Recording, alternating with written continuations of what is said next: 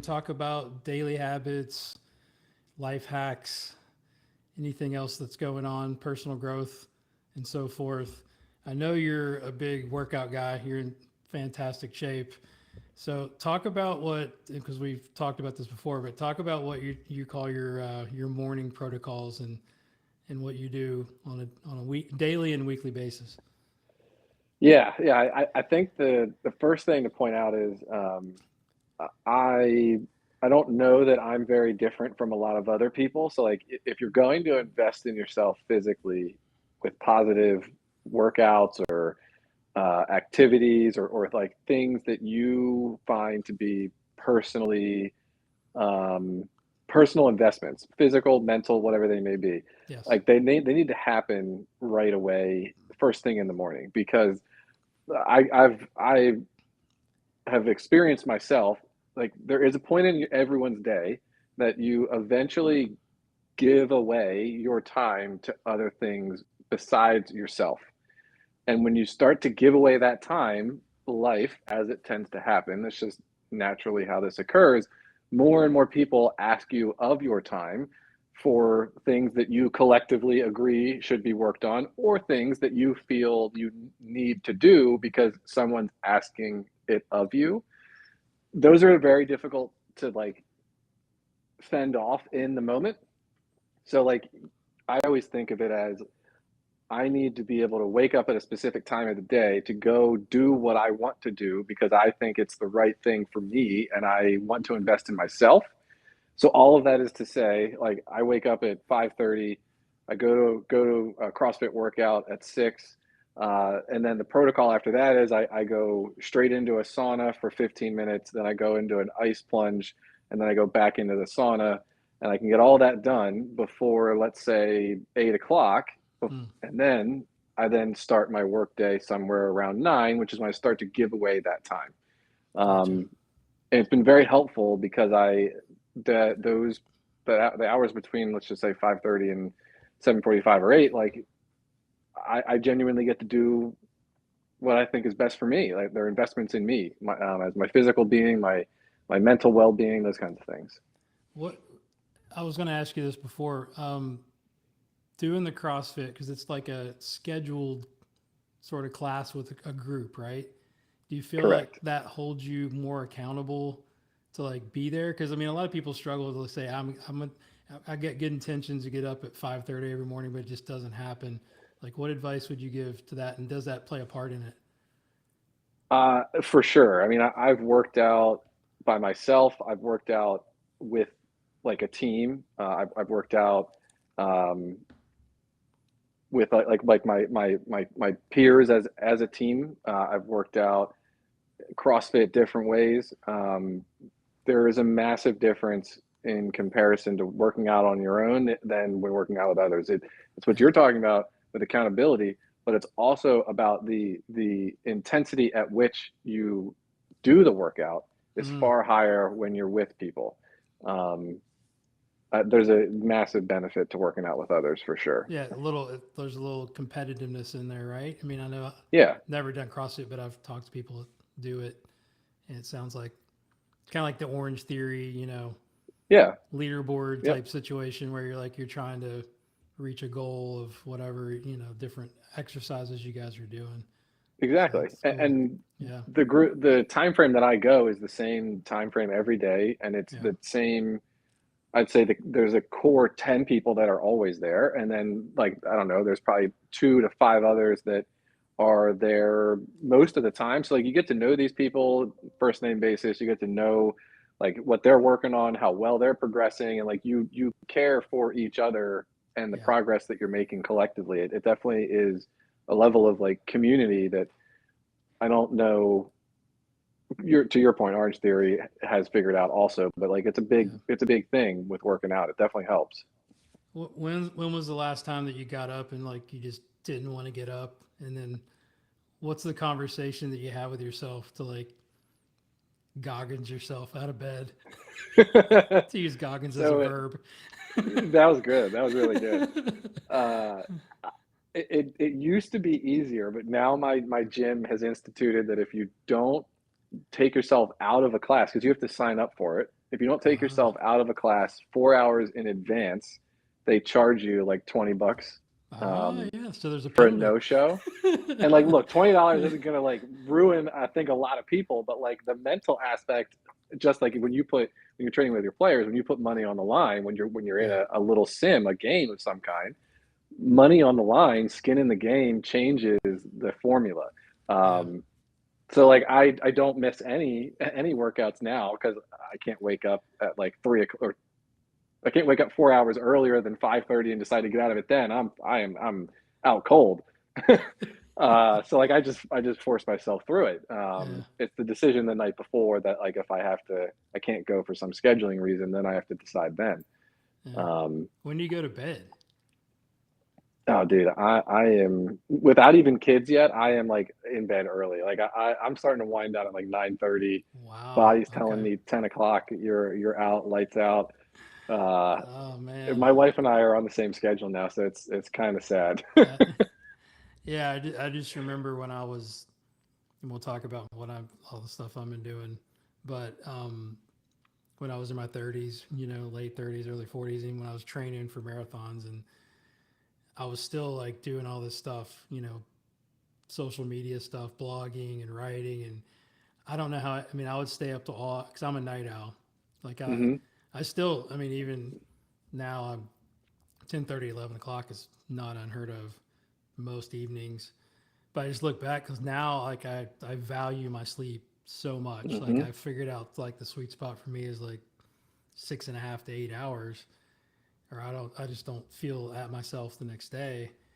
But I was getting 3, 4 hours a night because I was just, I would teach all day and I was just fired up to come home and like edit a video or, get on Twitter or something. And I'm just like, how in the heck did you do it? So you're ahead of the game in that respects, I think, in my opinion.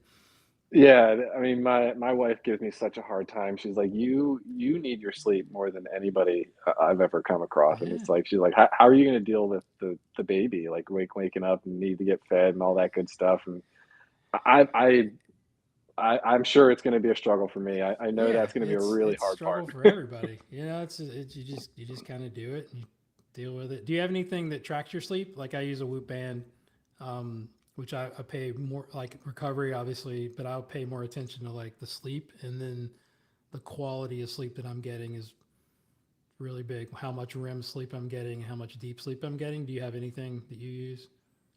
I used to have an Apple Watch, and I didn't wear. I think you can wear that to sleep. It's kind of big, so it's like not that Uh, ideal. And then yeah. there was an app I was using where like you could put your phone face down on your bed, and it would Hmm. like basically it would be able to sense when you were moving around and shifting and all that. I guess. Yeah. And that was helpful. But then I realized that like I was in bed with my phone, and then like you're staring at all these really bad colors on your screen right before you're trying to go to bed. Like the whole thing just was a bad That's not combo. good. Yeah. So I since then I have not, no. That's crazy. So anything new daily habits that you've been doing before we get to my crazy stuff? Well, the I mean the ice plunge and the cold plunge, which I think we're both in the throes of being like big fanboys of. I mean it's relatively new for me, and it's been an incredible um, add to the repertoire. It's such a Yeah. value. So that's kind of what I've been doing as we've talked about before. Because the last time we did the pod, I was in full like kind of get coming back training for a half marathon. Everything was going great. This was what February of last year, and then everything went well. And then a month later, I've started having some knee trouble, which is kind of continued ish. I mean, back and forth, training and not training. But and I need to go get checked out. My wife's on me pretty hard now, even though I am walking pain free now, which is nice. But I'll talk about some of the products that I'm using. But yeah, my recent daily habit, aside from doing some gym work, as we have discussed, I'm doing like really short, sort of high intensity upper body gym work. I figured if I can't lose my midsection, I'm gonna make my top bigger, so I'll still look a little better. Let's still kind of get the V, but even though I look like a weeble, as my daughter calls me, um, but 3 to 4 times a week doing sort of supersets of pull ups, assisted pull ups. At this point, I've got a goal to like actually be able to do this without assist, and then bench press machine, and then some other stuff, some lat pull downs and tricep pull downs and some rowing and stuff like that. But it only takes me probably 45 minutes at the most, because my goal is to like take as few break in between each set, which really exhausts you till pretty much fatigue. And it's been good. I've actually seen some gains. I've gotten 40 pounds stronger on the assist. And I don't know how many months I've been doing it, 3 or 4 months, maybe a little bit longer, but now a little bit more frequent. But for recovery, as you mentioned, the cold plunge, that's been my new sort of addiction. Is I bought a cold plunge tub, and I originally had got into it a little bit several months ago, but it didn't stick because I was using the little small ice pod, little circular thing that you see on Instagram or TikTok all the time. And it was just too small. It was just kind of like, and I was like, all right, am I really going to be serious about this? What's the deal? And I've got a friend of mine, another golf pro, Pete Popovich, that's really into it. So he's sending me all this information and research. And so I'm 50 days straight. I think today, 50, maybe this might be day 51, which it's hard to do anything 50 days straight, right? It's like, Oh yeah. so I'm completely addicted to pain apparently and discomfort. But I went out and got a bigger pod, which I can actually stretch out in. And then I did it for a couple of weeks to see if I was actually going to create the habit using the ice bags that they send you, and just trying to get, as much ice as I can out of the house and going to Parker's and getting bags of ice to get it cold enough. And I can never really get it like below 50 degrees, but it's a good starting point, right? It's like you got anything you do, it's like you got to build up. Yep. So I recently just invested in a chiller, and I'll give Nuvio a shout out, is the name of the chiller, which is not cheap. The pod's pretty cheap, but I'm like, okay, I'm all in now because I'm invested Yeah. monetarily, and I'm down to 38 degrees at about 2.5 to 3 minutes. And like you gave me a really nice tip the last time we talked about the time. And we can talk about the benefits, I think, but the time per week that you spend, like if I did 3 minutes, I didn't do it every day, and I've done a couple of 2-a-days after a long day coaching either on tour or like just doing a lot of physical work, but it was like 18 minutes. Is that like, where did you get that information? Yeah. So I've seen that information, kind of doing my own poking around the internet, but I've also heard it now twice from two different people that also do cold plunge and sauna at my Mm-hmm. CrossFit gym. And the general process is that there's a point at which like you reach peak value of and like ROI back to your body, and like somewhere around 18 minutes over an entire 7-day period Gotcha. is kind of that peak value. Um, Now the caveat to that is like everybody's different. There's a dude Yeah. at my gym who I've seen do it like 5 to 6 minutes at a time, and he's in there Oof. probably 3 or 4 times a week. Um, he's a bit of a nut. Yeah. So maybe it works for him. Like I have found that like for me, like th- there 3 to 4 minutes is good enough for me over like a week's worth of time. Oh, gotcha. Yeah. Yeah. It's been interesting because I'm, have an addictive personality, as most people know me to have. And that's, it's talking, kind of circling back to the workout thing is, when I was running, I was training for a race, or just in general, like every week I had a little group of people. Shout out to Steve Hightower and Catherine Wall, are two of my best friends now, that we used to run every week, do our long runs. And it was, 3:30, 4 o'clock in the morning, depending on, we'd have to figure out how much time was it going to take us to run, Yep. whatever mileage, and then get to work, get home and get to work. Um, I would never have done that on my own, right? It's like because Yeah. every morning we're like waiting, we're waiting for that text message, and it also took me 25 minutes to drive from my house to where we would start running.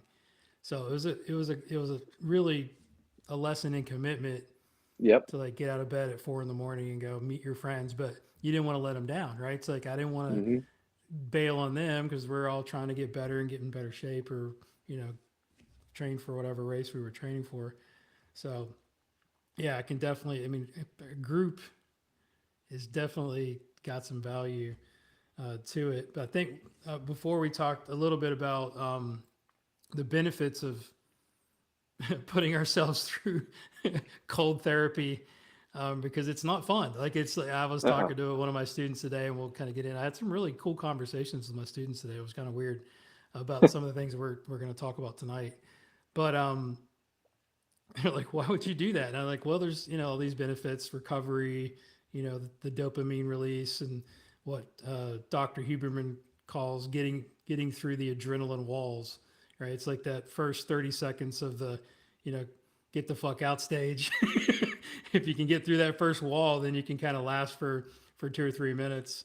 Yep. But it's amazing the difference. I've seen TikTok videos where they're like, here's day one, and you get in and you're like, you're breathing, like you can't even catch your breath, and then day 60, you're like, oh, your body it's amazing what our human anatomy can adapt to, and it still So true. hurts. It's still painful. Like we've talked about, we need to do hard stuff a lot of times to Yep. sort of help ourselves. I think it's definitely creating some sort of mental toughness. Increased circulation is one of the things that Hmm. kind of drew me to it because I've got poor circulation a lot of times. I'll sleep on my side and my right hand goes numb or something. It's like trying to like improve that, and I feel kind of lighter. I mean, I know probably not the scales don't probably say it, but I feel like a lighter sense. And then the laser, like the focus, like an increased focus and attention level, it's supposed to help with. I feel like it's it's like when you get out of that thing, it's like having 3 cups of coffee Oh because you're yeah. you're fired up and you're ready to kind of take on the day. What have you found aside from recovery? Anything that you can share? So you've touched on this the way that I like would bucket ties a couple of your items together is like the to me the biggest benefit is reducing inflammation in our Yes. body. Yeah. Like that is in present day lifestyles where we sit a lot, in present day food culture where a lot of what most people eat is processed in some way, shape, or form, and a lot of the food that we get served to us or get at a grocery store like has some sort of pesticide or some sort of GM, like non-GM or GMO related element to it, which Mm, is not healthy for our bodies. Like helping to remove that type of inflammation is incredibly beneficial for the human heart, for circulation to the point that you're talking about, for recovery because you're able to pump blood where it should be going and maybe mm, isn't getting there as effectively as it used to be or should be. Um, to me, those are the biggest things, and reducing inflammation like should be a goal for everybody, just because we have a lot of it in us just by nature, like just yeah. natural causes of every day. Yeah. And I've found, and it's just talking to other people that do it too, some of our other friends that say it helps them to sleep better. So the couple of times that I've doubled up, like said, if I come home and I mean, my legs are just toast, or, again, it's like it's helped my knee, I think, a lot. Um, it's definitely makes you feel, you get out of that and you go get a hot shower and then get into bed, and I mean, you sleep so much better.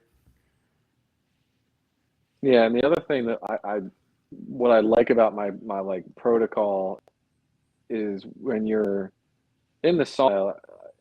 I mean, it's hot enough that if you had your phone in your hands, your iPhone's going to shut off. Oh, sure. Uh, so like you can't go scroll something. Yeah, you could put on a podcast, but like it's time that you can't distract yourself, and Mm, you actually have to sit with yourself, which I find sometimes I find it difficult. I know most people do not like the thought of sitting there doing nothing and basically letting their brain create and be itself. Like the monkey mind kind of lets itself free. But Yeah. like there's a lot of benefit to just sitting there. So I like to like meditate. And then when you're in the cold plunge, you can't do anything, right? I mean, your hands are under the water and Yeah. you're just trying to survive. So Yeah. yeah, it's a form of meditation in its own right as well. Yeah. We've talked about, I mean, I use the waking up app still reasonably frequently. I know you're meditating every day or every morning. So yeah, there's a lot to just disconnecting for a minute, kind of Yeah. getting your mind right and getting ready to tackle the day. It's Yep. good stuff. Anything else before we talk about books that we've read? Anything come to mind? Yeah, I mean, another one while we're talking about like Yeah. protocol, it's like when I get home, I now take creatine after each workout. Yep. I'm I'm gonna start. definitely new to this. I'm about, I don't know, 6 to 7 months new, but everything I've learned over the last 6 to 7 months, and I've especially seen more and more like studies that you can trust, not just like Twitter bros. There you Yeah. go. You've got So creatine. yeah. So those of you on YouTube, you can see that I just got creatine just because of my boy. Uh, Dude, I'm glad to spread. It's been incredible. I Yeah. mean, you talk about recovery time. Creatine is incredible to help with recovery time. It's incredible for positive muscle gain, like not overdoing it. And there's now recent studies that I think are relatively trustworthy that points to increasing brain function. And it takes, I think, 2 weeks to 3 weeks of consistent use of creatine for Hmm. it to basically like seep the whole body, get where it needs to be, every nook and cranny. So you got to stick with Um, it. you got to stick with it for Yeah. sure. I don't take a lot. I think it's 4 to 5 grams per serving, so that's per day. You just But mix it I've with also seen water, or people. what do you mix it with? Or how do you take it? So the brand I use is called Symbiotica, Cymbiota. I think Symbiotica. Did I get it? It's uh, close, close enough. Close enough, yeah. And it comes in a little packet that it's already in its own liquid. Oh wow. It's already been dissolved to a point, because the other part about this is like your body puts in work to dissolve the ingredient if it's not already dissolved. So Mm. like you want to kind of help your body so it doesn't have to burn some of it while trying to dissolve it. Um, but it's just a little packet that it comes kind of pre-ready to go, and I just squirt it right into my mouth, and we're Oh, we're we're perfect. good. I think I'm gonna have to get to that one. I love it. Well, and so the next level to this too is apparently people are messing around with what they're calling creatine bombs, where you go up to 20 grams of creatine in one serving. And like apparently like you can feel the difference. Like you Oh my tingle, and gosh. like you're like really clued in, like your brain's really firing. I haven't got to 20 yet. That seems like a lot. Yeah, kind of like the plunge. You got to build up to that a little bit. Yeah. So yeah, so that I'm glad you brought that up because I forgot about the other little props that I brought. That I am taking supplements. My wife got me onto this because we've talked about AG1 before. You're not like a big fan of that. This is probably a better option. And I'm gonna hold it up to the camera. It's called Gruns. So it's GRUNS with two little dots on top of the U. And it supports gut health, energy, immunity, recovery, beauty, and cognition. And it's just little gummies. Like again, you got to have something that's easy, right? It's like this is sitting like on my sink. My wife like stocks them every morning and like just pound them before I even like brush my teeth. It's something that's simple, and I just got to keep doing it. She swears that she went to her hairdresser the other day, and she's like, my hair's growing faster, and my nails are growing faster because of this stuff. And you can see I'm actually seeing that too. I've got to cut my nails, and I've never done that. She's like, you got to cut those things. I'm like, I don't know. It's the Groons. I mean, it's got to be the Groons. But Gotta be. it's super, yeah, it's organic, super healthy. And then far as like my knee goes, You can get this on the TikTok shop. I've got a TikTok shop problem. Apparently, I've bought so much stuff off of it, but this is an anti-inflammatory cream called Crean. It's Kreain.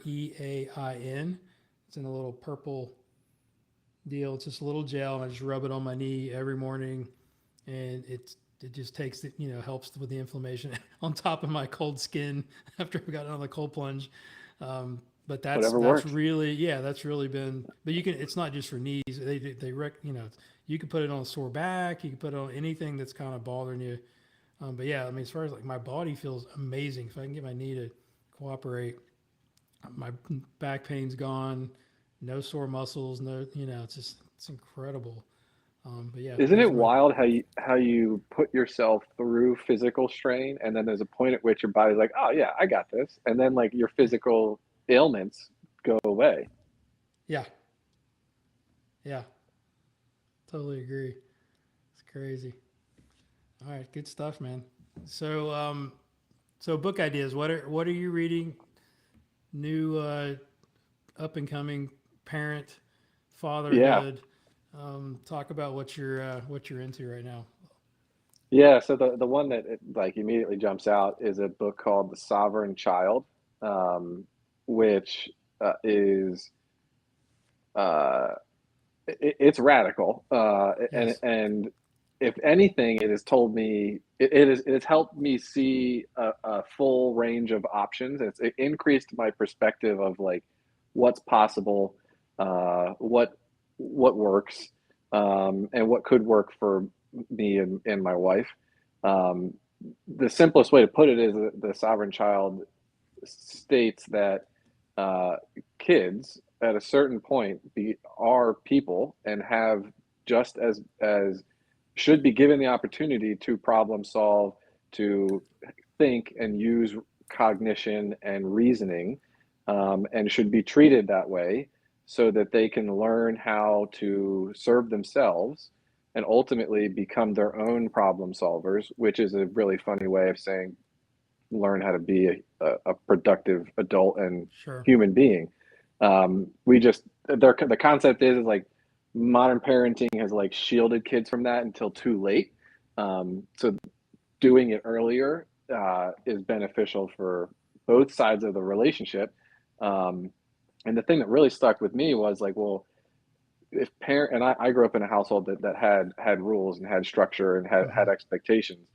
If you have all of that, then the parents become the arbiters of truth. They become the police officers, and that seems very unenjoyable for the parent, and it sure is unenjoyable for the kid because kids don't really work that well with structure. They'd rather have openness and creativity and freedoms. Yeah, I've heard the guy. His name's Aaron Stupples. Going to give him a shout out. The guy that wrote the book on Tim Ferriss's podcast not long ago, and it was very interesting. It's just a different way to kind of look at parenting or giving your kids a little bit of freedom. It just goes against everything that we've all been taught, like limiting screen time, you know, resolving conflicts with your siblings, having to do whatever.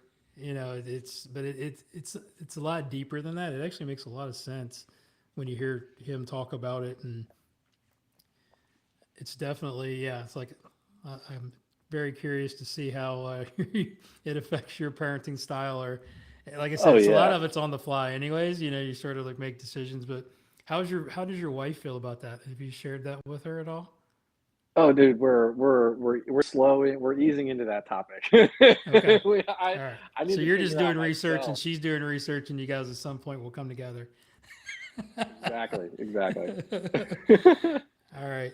All right. So I'll share one of my, I've read a couple of books and I'm in the process of reading this other one, but the latest one, and I do audiobooks. So like my mornings consist of either having an audiobook in the car or, any free time. And I'm usually walking in to work with my headphones on or a podcast, one of the two.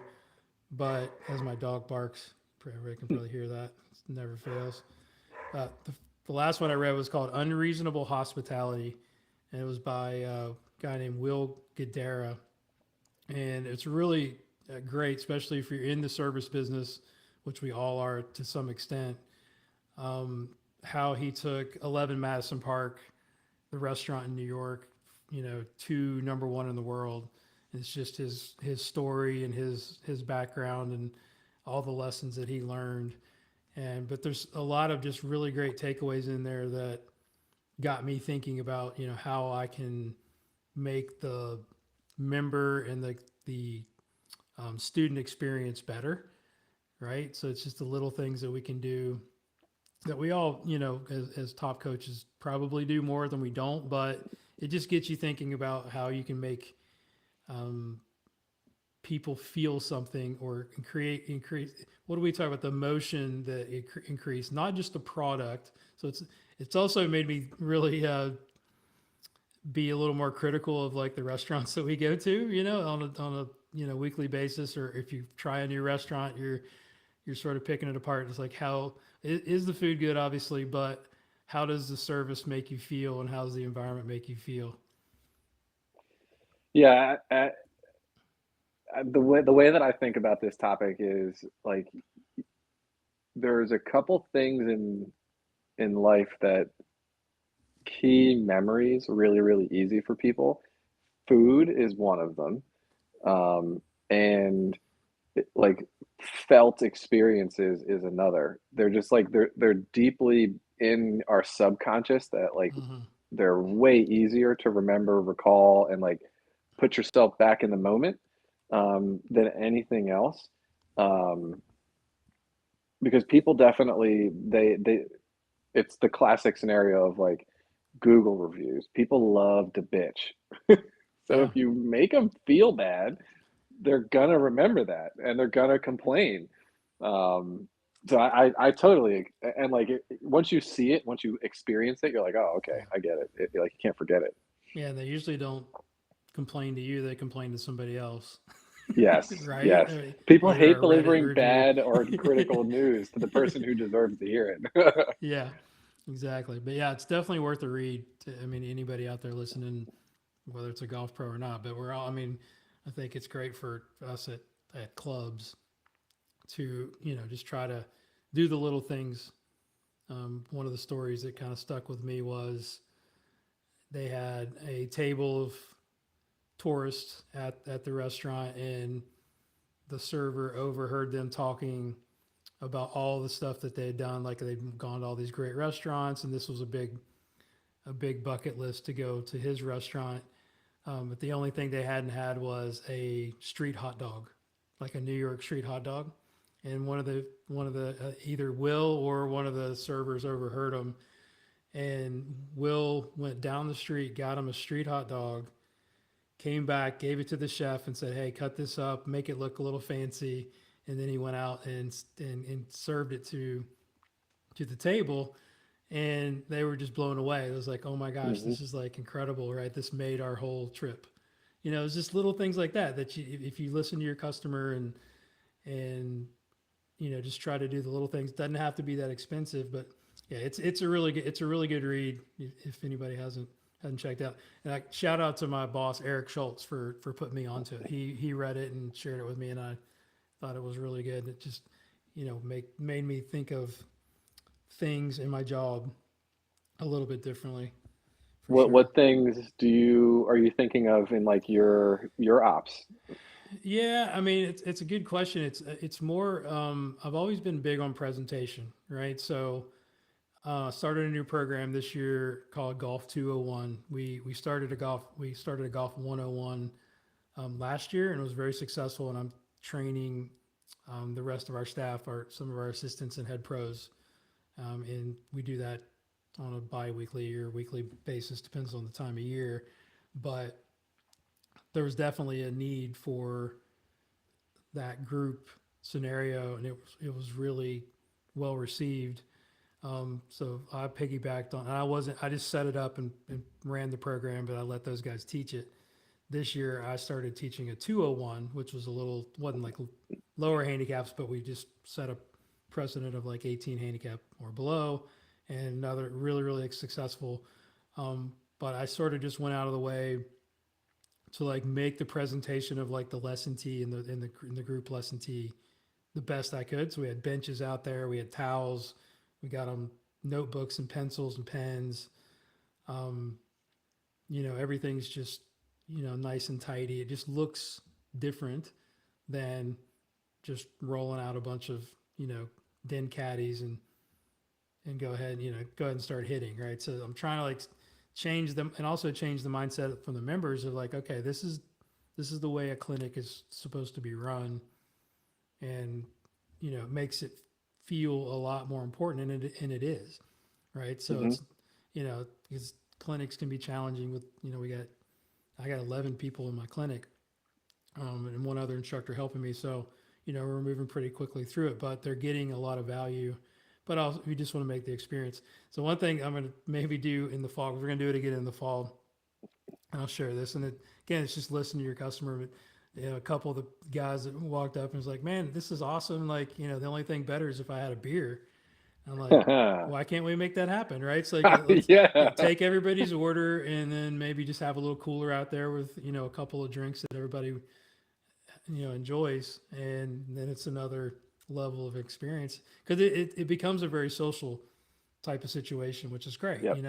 I'm bringing people together, new members that have never met other members, and they're very welcoming. So that's kind of, Plus, but yeah, one go ahead. a classic like anti-group lesson statement from a golfer is, well, I don't want to hit in front of people I don't know. I don't want to Right. I don't want to look. What they're really saying without saying it is, I don't want to look like I don't know what I'm doing in front of people that I don't know. Yeah. But if you break down the barriers of those social awkwardness, alcohol's a great way to do that. Yeah.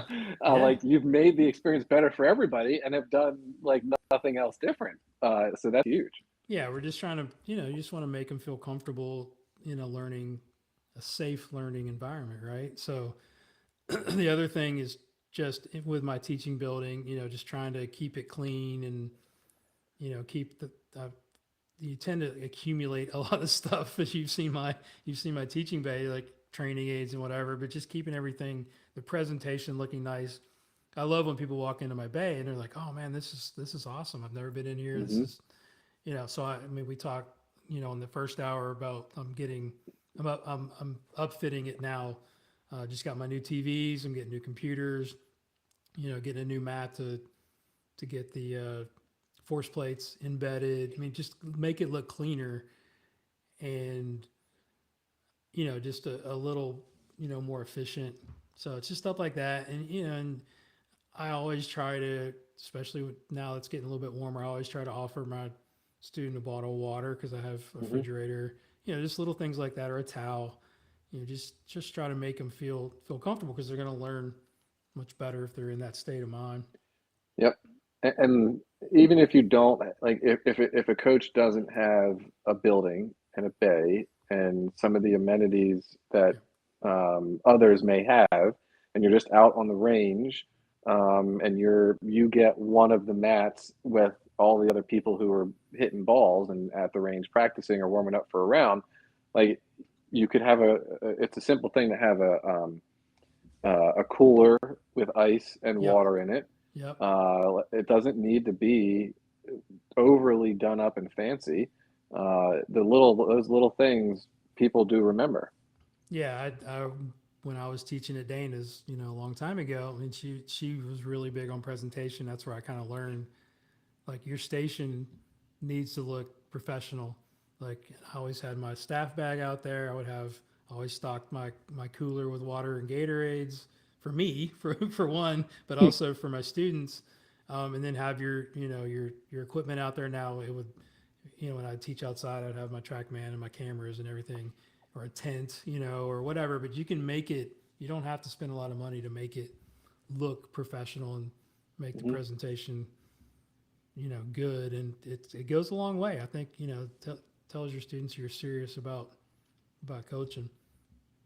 And serious about them as a Yes. byproduct. You're Yeah. serious about making them better. Yeah. Yep. Yeah. This is going to be a different deal.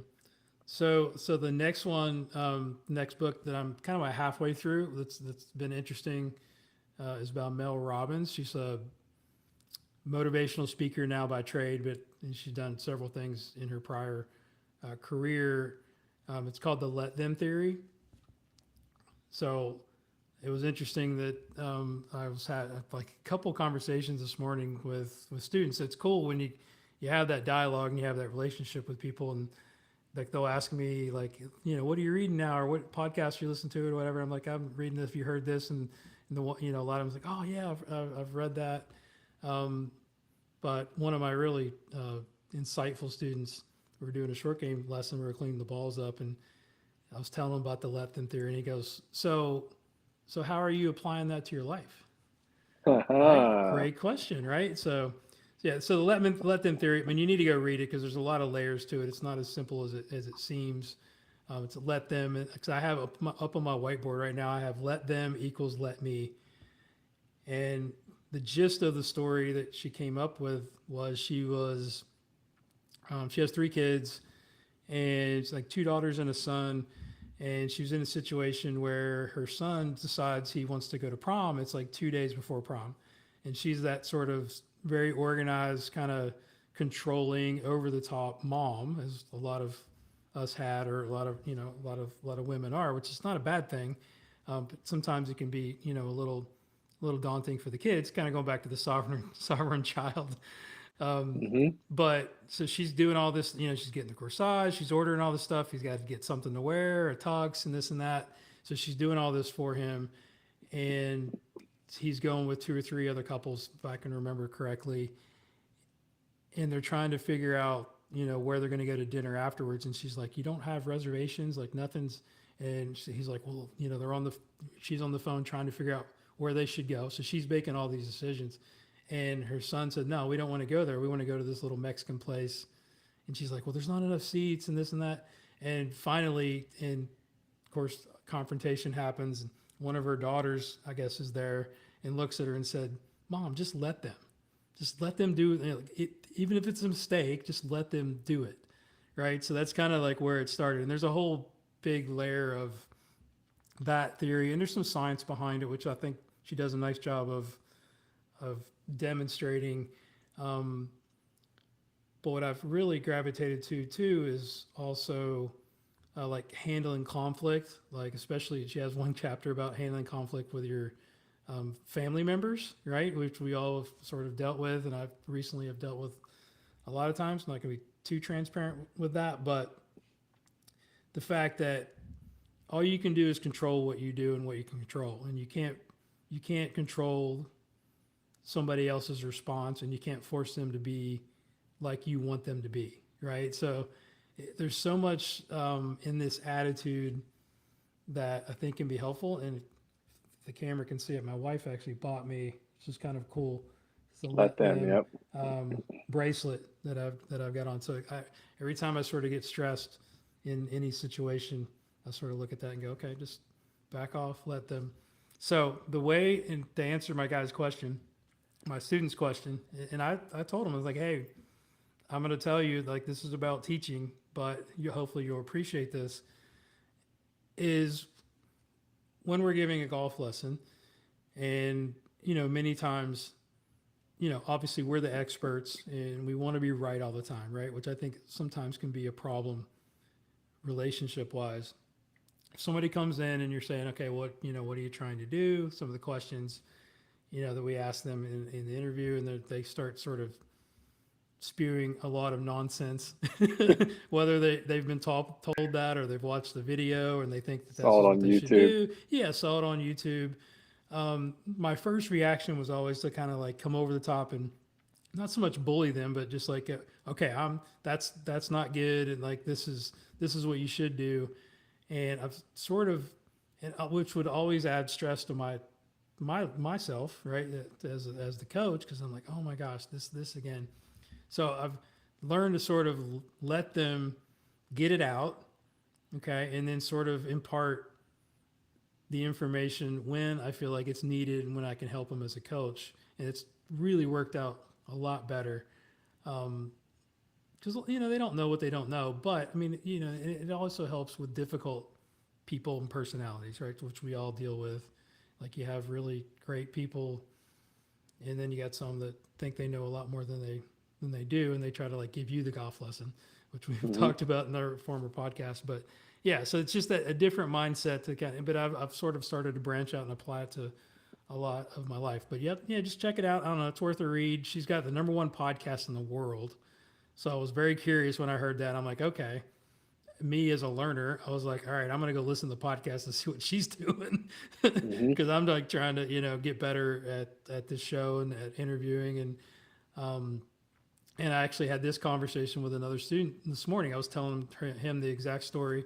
We were sharing audiobook ideas, and he goes, "Well, you got to understand that she's got a much bigger market than you, right? So this market is teaching pros or golfers is really it's smaller than you think.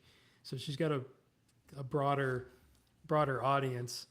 So don't feel so bad, because I was like, I'm listening to her podcast is great, but I'm just like, all right, I'm not really doing anything drastically different than she is. But I mean, Hmm. I'm just trying to figure out, how we can get better. So yeah, that's my two that I'm going to drop today. Yeah, and the let them topic, like the way that I interpret, and I've only learned obviously what you just shared, Mm-hmm. but my gut reaction to that is, like we have very little we can control in life. Um, the sooner that individuals realize that for themselves, I think is better and healthier, for everybody, especially the each individual person. And then, like I personally quickly learned after that realization that the only thing that I actually 110% do control is how I personally react to something. Um, and to do that, you have to be aware Yeah. of how you're feeling or thinking or about to react to see if you can catch yourself. Definitely, no one operates at 100% on in that journey in life. Um, so this is not a battle to like be perfect. It's a journey to be mostly aware, Yeah. and that's really what it comes down to for me. Yeah. I totally agree. Yeah. Awareness and focus. It's actually it was one of my meditations a few days ago that was on my app, and I was like, oh my god, I never really thought of it that way. The way, and I'm not even going to regurgitate it to how he put it, because it was just like, oh wow, I like to actually really focus or to really be aware is a skill you have to develop and you have to really work on. But that's a fantastic point. So you want to get to the mailbag questions? Yeah, let's You ready do to it. go? All right. So a couple for you. There's a couple for me. Um, First one was from Matthew underscore golf. It's Matthew Laws, a teaching pro.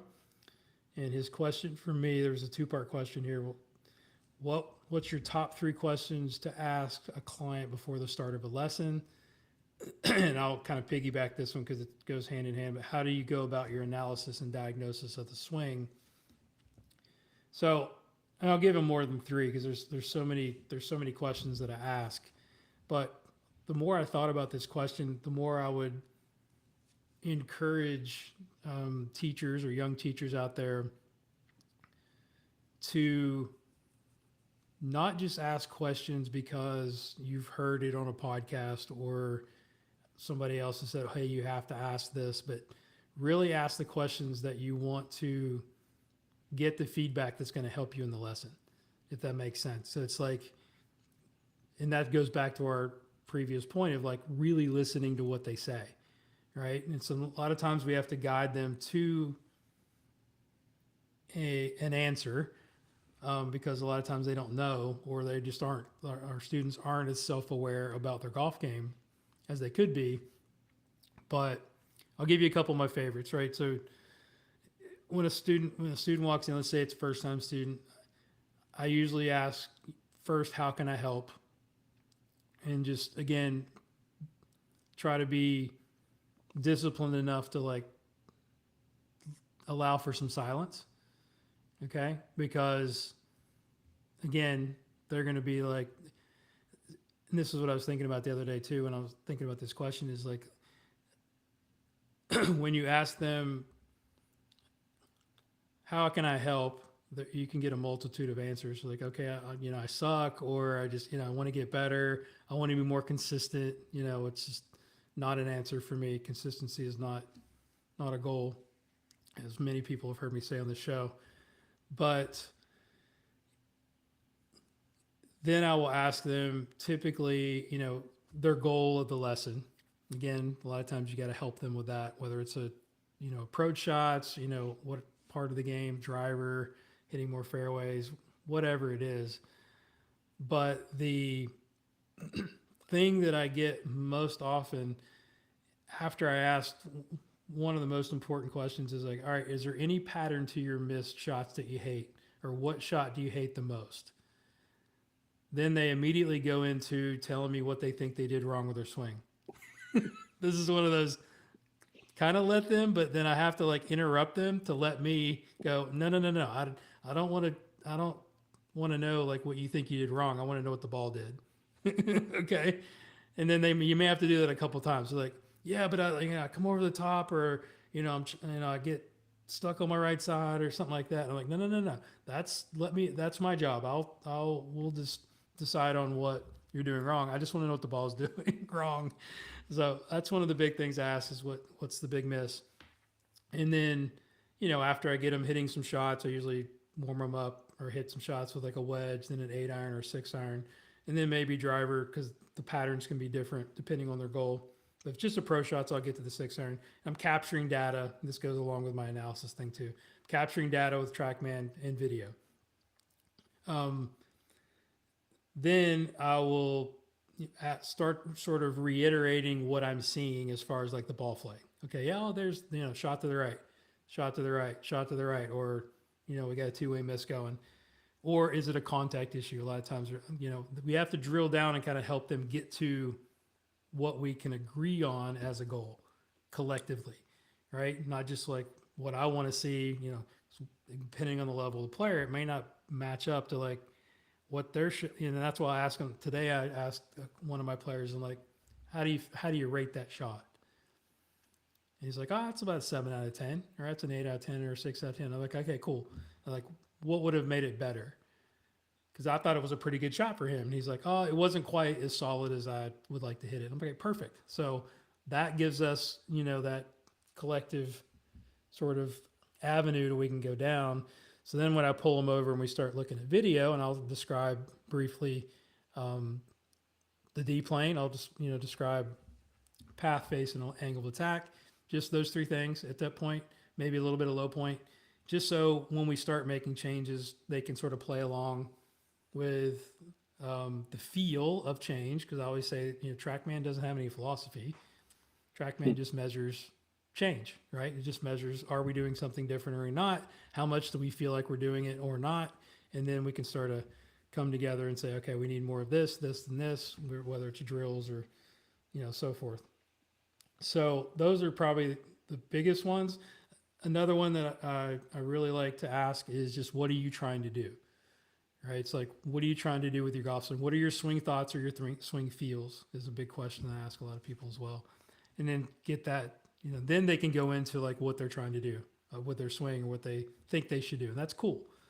That's totally cool. But yeah, I love when I ask them what's the ball? Do you have any ball flight pattern misses?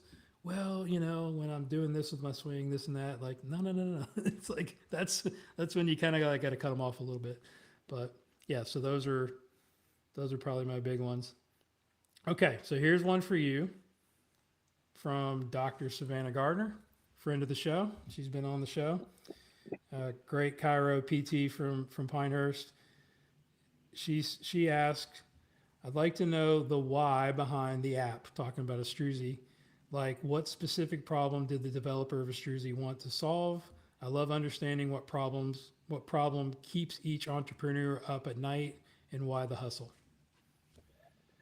Yeah, I mean, to borrow a line from Tim Ferriss way back in the day, like, I don't remember the exact words, but the general consensus was like, Tim always believed that the best business ideas were born out of one person trying to scratch their personal itch aka trying to solve their own problems or Mm-hmm. solve for an observation that they had, which was a similar situation with me.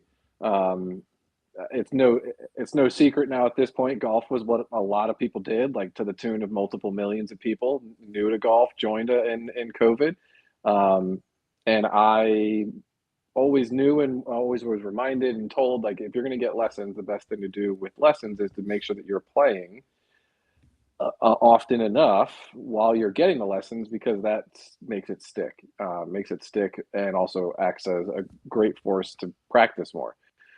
So I got lessons during COVID, and we achieved what we intended to achieve. I wanted to drop 10 strokes. We did, in a specific time frame. I think it was within that lesson package, which we did. Um, but I realized, and knowing what like I do for my customers and my clients on like what I call my day job, like there is this expectation of a digital customer experience. There's the things you're talking about with like Mm-hmm. how does a user, a person, or a customer feel about how they interact with, consume, book businesses, and this golf coach, while we achieved what we wanted to on the course, like had very little, if any, of what I thought was a standard. And I hadn't gotten a lesson since I was a junior, so we're talking maybe 15 or 20 something years. So I thought I came in with a pretty like wide open canvas of what to expect, and like just thought that I there should have been more. Yeah. And came to after that, I interviewed and talked to hundreds of golf coaches to make sure that what I experienced or thought wasn't just my own individual assumption, because I think that's one of the easiest gotchas of like early entrepreneurial journey, is that we individually assume that our thoughts and expectations and this is what it should be is a collective shared agreed experience for everybody else, and that tends to actually not be the case. Um, so we spent like 12 to 14 months just interviewing up to I think 100 or so golf coaches, to validate the assumption about what needed to be fixed. And ultimately, what needed to be fixed was these golf coaches and are really passionate and great teachers, and they know their craft. But most of them will very confidently and comfortably tell you that like they would rather not spend time in the administrative side of the business and running a business. And I always hear things like, well, I wish I had an assistant, or I wish I had someone that could do that for me, or I wish that I didn't have to do these activities, which opened up the opportunity to build a platform that ultimately would do those kinds of things for them, which is how Astruzi was born. Awesome. That's a really good explanation. All right, so let's take one quick short break, and then we're gonna get to a couple more questions before we wrap up. Okay. All right, I gotta pee. All right.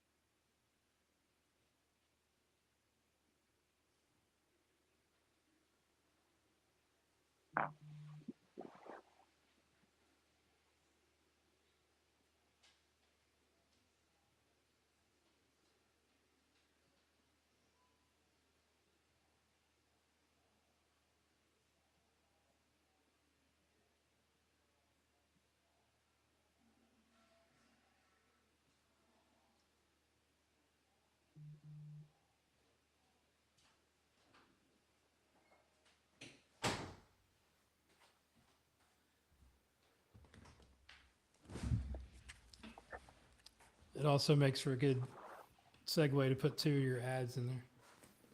Ah, perfect. How about that? All right, so a couple more mailbag questions, one for you and one for me. From Sean McTurnan, another great teaching pro. Says, what are some of the hidden benefits of using a Struzy when you work at a private facility? Are there any hidden benefits that golf instructors at private clubs could gain from using the product? I think the challenge is how many non-members we are allowed to teach at private clubs without upsetting the apple cart. Yeah, I mean, Sean touches on some really important topics here. There's a couple ways to kind of slice this answer. The first and most straightforward is Estruzi is a no-brainer if you work at a private club that does not have a business management, booking, scheduling management system to help you keep in touch with your players and manage your calendar for you. Every private club is different. Uh, we've got a coach out in Colorado who's at a private club and uses Estruzi. But there's also plenty of coaches that I've talked to who are what I think is Sean's situation, which is he has something for the members and is kind of allowed to, but has to keep it somewhat reasonable to Yeah. accept non-members as lessons. That definitely is a case-by-case basis. What I've come to find is if you have a conversation and you talk to your management team, it's it's pretty easy to find a working agreement or like Mm-hmm. a common ground to get both sides what they want. And so if you can take outside non-members, uh, it usually becomes a pretty easy cost monetary benefit thing. Like Estruzi is about $670 per year if you want to go with that package, and all you got to do is book. If you're charging $100 per lesson, all you got to do is have that player come back for a package of six, which is a fairly standard approach Yeah. over a 6 or 12 month time frame, and paid you've paid for the platform with one player. I'm going to assume that coaches are going to have more than one player, so like your cost benefit analysis there starts to increase exponentially at that point. Um, so another interesting thing that we found with coaches who are at private clubs and don't and use the platform, um, if private members still need to pay through another system, which is highly likely, uh, we've seen that tip amounts to the coach who uses Estruzi have increased about, I don't know, 20 to 22%, I think it is. Um, That's a good plug right there. yeah, Yeah. it's If you're hard to interested say in making more exactly. money. Yeah, right. And like I mean, to me, it's clear why. There's two things.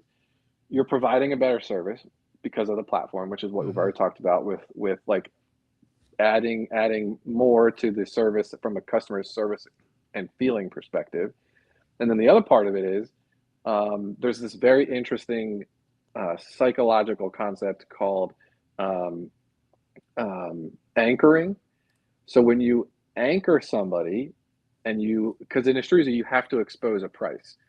You can do like a non-member and a member price, but like when you're anchoring somebody on a price and you're anchoring a member on a specific price for a lesson, they're going to use that anchor price to consider what the tip amount should be.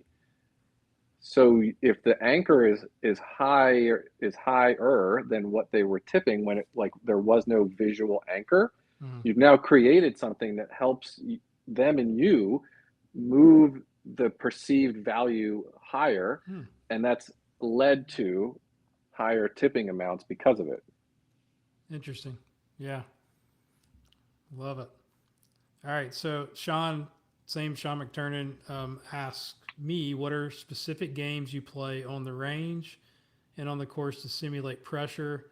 How much do you look at PGA or LPGA Tour averages to set boundaries for how hard you make the game? Great question.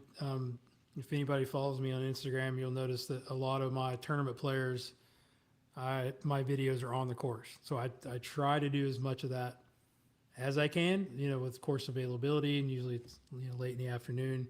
But it's definitely a big part of my competitive junior program, where I'll work with them 2 hours a week, and after we've gotten to know each other and made significant changes if necessary with mechanics and technical pieces.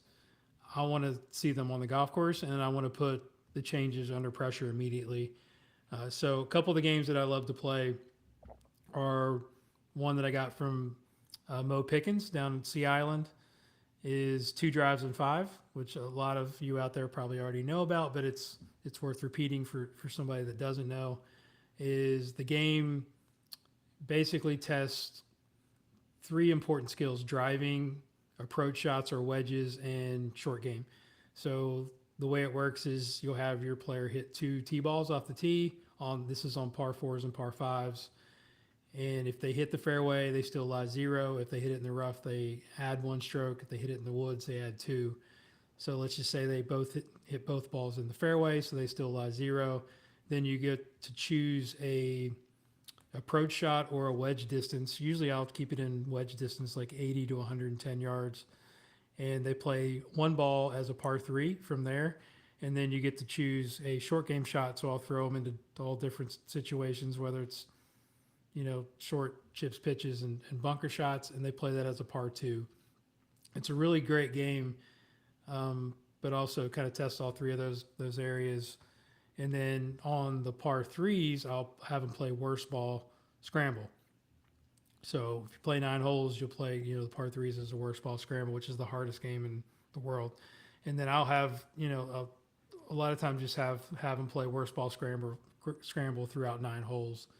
And then I can mix up a little hybrid version of that depending on what part of the game you want to put pressure on. I might, let's say somebody's having trouble with their driver, I'll make that harder for them, and I will make that a worst ball off the tee, and then I'll say play best ball into the green, or I'll reverse it and say, best ball off the tee and worst ball into the green, just to kind of switch it up.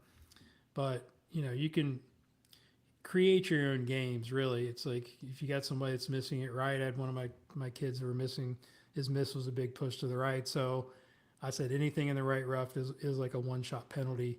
So again, anything they can do to like push themselves away from the big miss and to do it under pressure. And as Jay talked about earlier, like a lot of my kids, I'll actually bet them money, like literally, and I'll take their money. Like I'll put a monetary value on pars, birdies, and bogeys, and like they got to pay me or I'll pay them. I mean, if they play well, I'll pay them, and they love that. So you want to see a 15, 16-year-old kid get super focused, just take their lunch money. But I'll tell their parents, I've had some parents that don't like that, and I'll say, okay, I won't do that, but play for gummy bears or Skittles. But um, it's a good one. But those are my two sort of favorite games. I think we talked about before, like what's your experience with creating pressure. I'm sorry, before I get to that, I do use a skills test on TrackMan a lot of times too. If we can't get on the course, I'll build them a skills test and give them a goal of like whatever the score is. The performance feature on TrackMan is excellent, where it actually gives you strokes gain for each shot depending on what the distance is, and it throws out random distances, and it also has a live green and a pin placement where you can actually put some heat on your kids. And I'll put it up on the whiteboard, and we'll go through 25 shots, and I'll track how many times they miss it on the short side. So it's a good opportunity to use a simulator or the TrackMan sim to teach them course management and decade as well. So what are your experiences from your coaching as a player for how do you create pressure? Yeah, I think the best way for me to kind of make a parallel to this was I realized that having played a bunch of sports up in when I was younger, through high school, college. I was like I was starving for sport related competition and pressure, and because of that, I tried to find um, like a golf. Uh, it's like an online golf crew and forum that like it's the same group of people that are in like South Carolina, North Carolina, and every year they do like a match play tournament. Okay. and it's bracket style. So you win, you move on, kind of thing. But everybody plays early, like a round robin style, to get into the bracket. So everybody gets to at least play. I think it was um, 3 or 4 total matches, and playing that scenario where like it really did matter. It wasn't just my buddy and I betting $10 a hole or $5 a hole or whatever. That really helped me in learn about my golf game in ways that like I couldn't replicate in any other shape or form. Sure. Um, and like I enjoyed it. Like I definitely I lost obviously plenty of matches and won a handful too. But like that was all not as important as like I think the feeling of being in pressure, Yeah. Getting working through nervous. tough situations. It was good. Yeah. It was fun. Yeah. What was, because you were a kicker in college.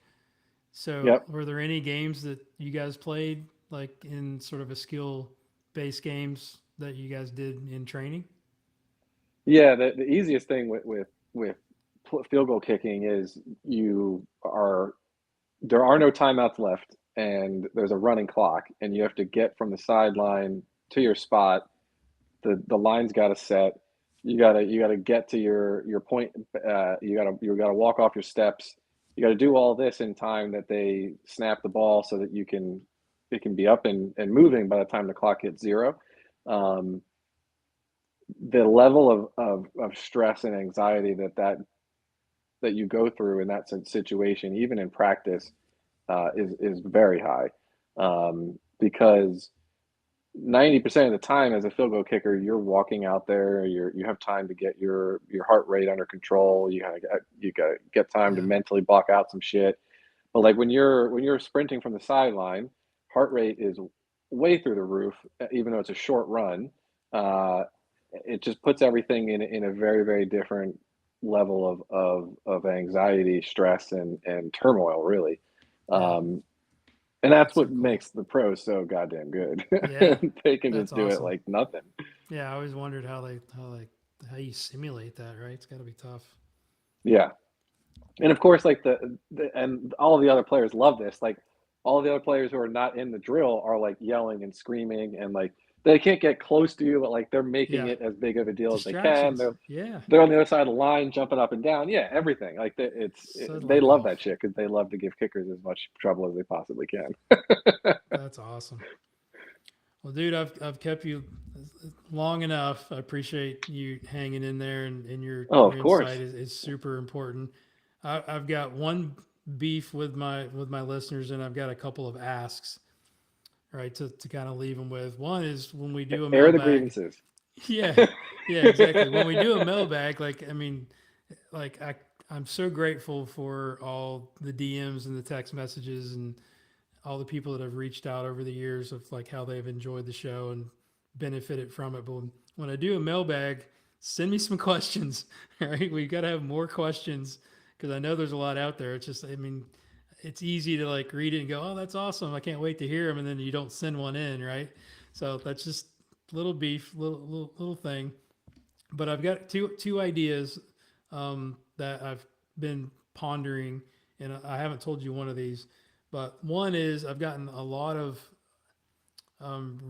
people reaching out, young coaches or just coaches in general that want me to help them as sort of a consultant or just to do some like phone calls, helping them with students, right? So like we would do a phone call for an hour and maybe do some video analysis and sort of just help them work through some problem solving with lessons or some players.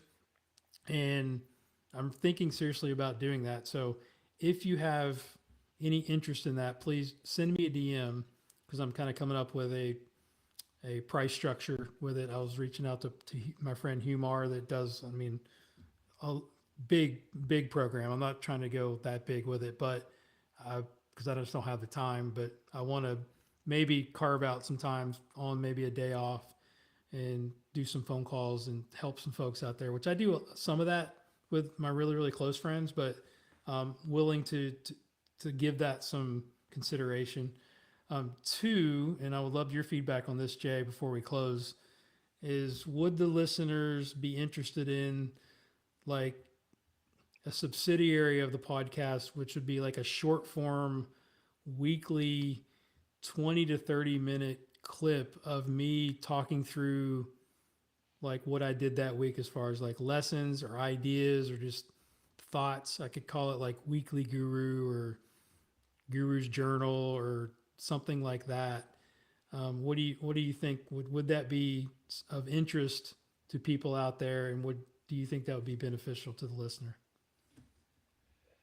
So if I was to try to put myself in like the coach's shoes here, um, I think YouTube has given people who know how to communicate and are experts an opportunity to add incremental value to their listeners and their viewers with things that words can't do justice. Um, a golf swing is a heck of a good example. Uh, I don't. There was, I think, a lot of reasons why the Joe Mayo podcast did so well. I think a handful of it can be attributed to he literally got out of his chair Mm-hmm. and Yeah, grabbed a club, sure. and was visually engaged in putting a visual to what he was saying. Um, I think you have every reason to be able to do the same thing. Like you can do all the same stuff, and people trust your opinion, trust your input. Um, so if a visual a component is a part of it, like I think that would be huge. Now the Yeah, question for you is like yeah, I how much think of it that could effort is be. that? Yeah, well, I think I was thinking more of just the audio with me, just like here talking. But I could definitely mix it up and do something like even in my teaching bay and put that on the podcast with the YouTube associated with it, for sure. But I was just thinking about just like my weekly thoughts type of, but small, short snippets to complement the long form interview stuff that I already do. I've Yeah, seen I a mean, lot. if you I've seen a wanted lot of to do, podcasts do that. I just, it was kind of interesting. I was like, that's kind of cool. Like Ferris will do a little, hey, in case you missed it type situation. I can't do that because it would require a team to do it. But I could easily get behind the mic for 20 minutes and give people my thoughts if that would be. So I'm just again another ask of the audience, which I don't do a good enough job a lot of times on this, and you've actually pushed me in that direction. Appreciate that. Like you got to ask the audience to do something. Just DM me if this is an interest. And if anybody's listening out there, and two, would that be something that they would actually, you know, latch on to and be helpful? so maybe another way, because I also like I know you're investing in yourself a lot, you're investing in your players a lot, and I think about like what works well. Some of the habits we've identified are like adding a step into things we're already doing. So like, what if you just did like on the way to work or on the way home from work, you just do a debrief in however long the drive takes, and it's just car time. It's shield time. Oh, yep, Um, yeah, could definitely do that. that's pretty straightforward. You just got to remember to do it. You got to build a little bit of a new habit, but like you're already Absolutely. in there, the car. You're Yeah, already going home. yeah, I love it. Yeah, see, that's well, you're the best, man. Like I mean, yeah, I mean, this has been great. Like I have to thank you again for putting out all the Instagram reels that you just do out of the goodness of your heart that brings a lot of attention to the project. And You bet, I mean, absolutely. it's just, and I value your friendship so much, and I just love doing these things. So I appreciate you, man. Yeah, dude. It goes both ways. I mean, we just like we just like trying shit. We like Yeah, just doing shit and yeah, just seeing what that's happens. right. It's That's it's a right. good partnership. All right, so let everybody know how they can get a hold of you and follow you and download the app and all that cool stuff that you're putting out. Unbelievable follow, by the way. So everybody should follow Jay. So No, give him your thank you. information. Yep. Yeah, appreciate the support. So Instagram's the best place to go. It's Astruzi underscore. And then we're on the Apple App Store for the app download. And another fun thing we're working on now is through talking to more and more coaches, we've heard more and more times like, well, I wish I had an assistant. And with the incredible technological progress of generative AI over the last 5 to 6, 7 months, um, there's a very real service and solution that we're working on that we're going to try. We're in beta testing now, where we're going to be delivering a virtual agent via text messages to coaches and players, because we feel that that's the lowest barrier of entry. It's what people are most comfortable interacting with nowadays, considering how many text messages are sent on a per person basis nowadays. It's very easy to go that route. So we're training the LLM, we're training the AI, we're making it smarter, and we're adjusting some of the things to make it a little bit more user friendly. But that's the new fun thing I'm working on at the moment. Super cool, man. You're the best. We're gonna have to do Thank this you, brother. more than once a year. So we'll definitely make it maybe a biannual deal to keep catching up. Aside from all the text messages and phone calls we already do, but I love it. thanks, buddy. I I'm appreciate your all game. time. I appreciate you too, brother. All right, talk to you soon. See ya.